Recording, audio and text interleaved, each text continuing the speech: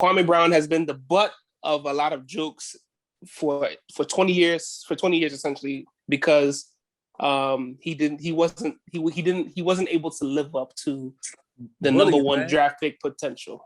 Cyber bullies, man. You know what I'm saying? Yeah. Right, bro. And in fairness to Kwame Brown, he's been silent for 20 years. But just like them cicadas, his ass woke up this week. Bro, F them cicadas, man. I don't got time for that, bro. Y'all don't watch Kwame. I don't watch Kwame, but Kwame actually came out like, I want to say maybe like 2 years ago. A word? Or maybe like 3 years ago, and he did a similar rant that he's doing now. When because Bama's keep, you know, the meme that keep going around, Kobe plus Kwame had 82 points. Kobe scored 81, Kwame had 1. So he decided to go off on Bama's like, yo, yeah, niggas be at home, like the fans, people, you know, like, I be at home tweeting. He's like, do y'all realize I'm a millionaire? Like, do y'all realize, like, that game? No, he's definitely a millionaire. He's definitely a millionaire. Yeah, he's like, do y'all realize he bought his mom's a house? He came from the hood, you know what I'm saying? But y'all niggas sit here and talk about somebody scored this. He's like, that was his road. Like, he's not a scorer. And he's cool with that. He's like, do y'all realize that game? I got paid this amount of whatever, you know. So he went in on niggas, but of course he's never went in on like nobody quote unquote famous.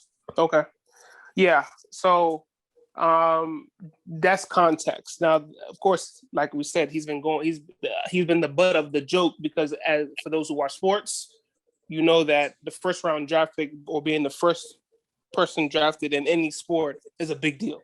That means that you're better than everybody else in the entire draft class.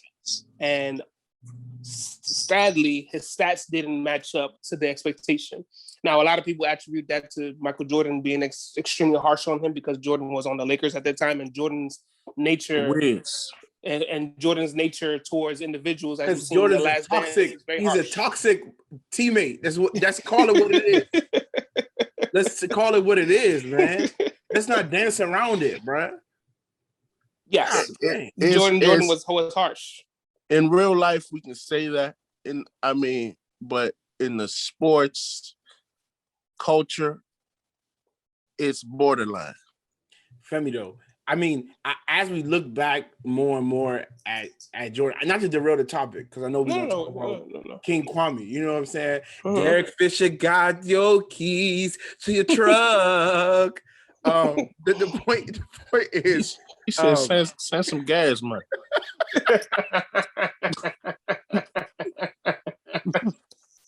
He told that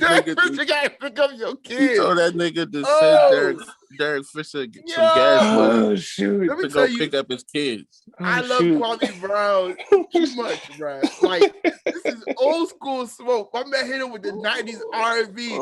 Somebody entering your door to your house. Yo, that ain't no R&B that came out in the last 15 years. Dog. That's the 90s.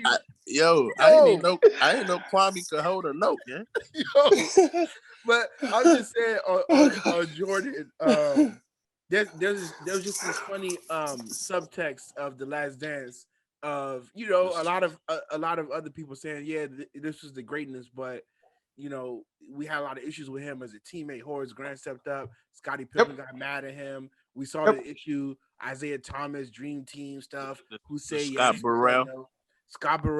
Luke Longley even came out and said, I don't like him. That's why I didn't participate in it. You know what I'm saying? So I just find it funny that we're circling the block once again back. He's so toxic that look what this whole thing is about. You know what I'm saying? He couldn't play with a young player. Number 1 overall pick. Like that's the type of leader that you are. But anyway, that's my own. Y'all know I got my own bias, bro. So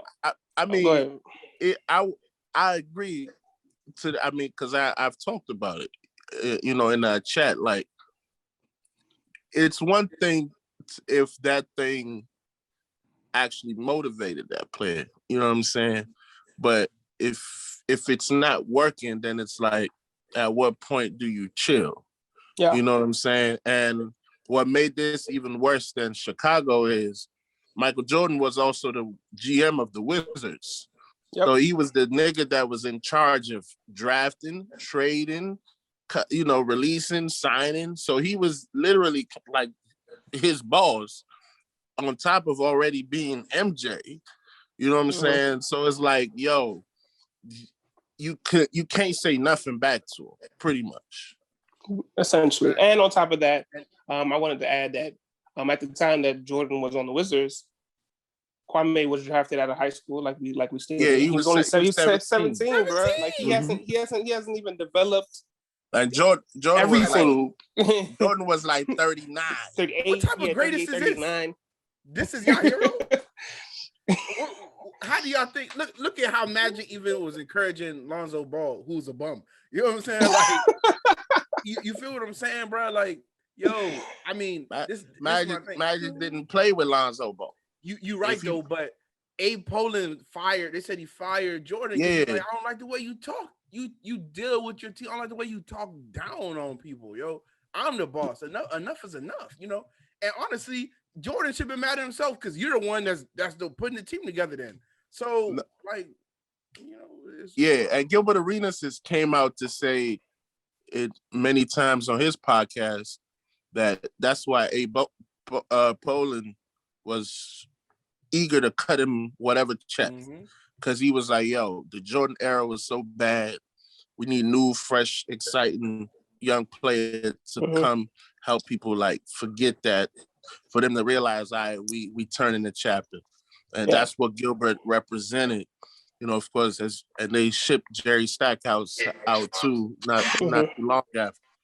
Yeah. So circling back to God bless the dead, Kobe, he went from Michael Jordan to Michael Jordan, what is deemed Michael Jordan Jr. in Kobe Bryant. King Kobe. God bless Kobe. He was also inducted into the Hall of Fame, I believe, last weekend. If I'm not mistaken, last weekend. Kwame this past weekend, yeah.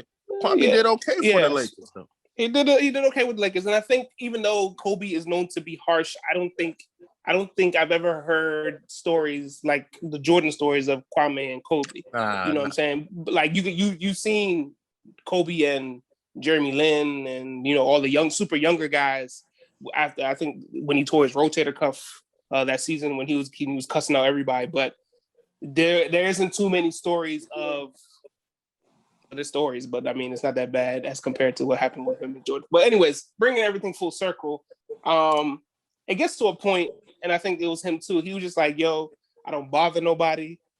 Yeah, I was a number 1 draft pick, but I didn't have all these accolades. But he said, yo, I got player of the month, player of the week before. He has some awards and something to show for it. But y'all keep bringing me up, and then it's like anytime you bring me up, it's an insult. There's nothing nice to say. How is it that black analysts or black sports commentators are bringing down other black athletes when it's so hard to be in this business? And I'm not gonna lie, on the sentiment side, I can understand that, because it's just like, yo, I've been quiet. I've been in the country in a ranch. I'm not bothering nobody. Every time I come up, it's like I was the worst basketball player to ever step foot on the court. Meanwhile, there's other people who were drafted within the top 10, and I outlasted them. I played 12 years, so I wasn't that terrible. You know what I'm saying? Where some people only play 6 years or maybe even less. So I felt him though, but he says he's far from done. He said he's going to be trolling these people, especially Matt Barnes, until he feels he's satisfied. Because for those who don't know, Matt Barnes is half. I think he's half white, half black, and half Italian. Kwame Brown having a field day with him. He letting him know exactly how he feels.